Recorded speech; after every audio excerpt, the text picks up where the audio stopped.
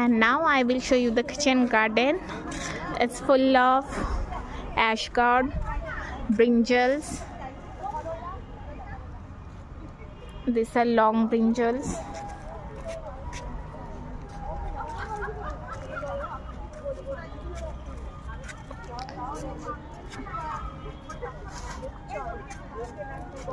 Wow, this has grown so huge in size.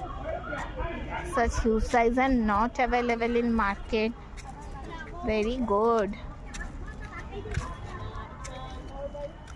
This is the bitter gourd, and mostly it is brinjal. And these are round shaped brinjals. First we have seen these elongated ones, and now these are the round ones. This is light color brinjal, tomatoes, cabbage, and cauliflowers. This seems to be very good. That's all for now. Goodbye.